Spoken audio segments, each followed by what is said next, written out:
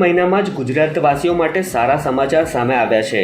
ગુજરાતની જીવાદોરી સમાન સરદાર સરોવર નર્મદા ડેમની જળસપાટીમાં વધારો થયો છે।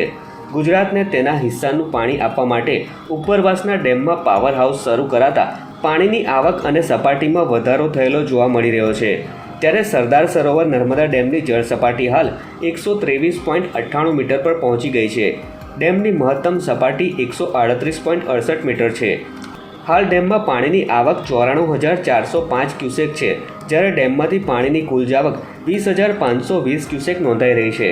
ત્યારે ચોમાસાની શરૂઆતમાં જ ગુજરાતની જીવાદોરી સમાન સરદાર સરોવર નર્મદા ડેમની જળસપાટીમાં વધારો નોંધાતા એક સારા સંકેત જોવા મળી રહ્યા છે।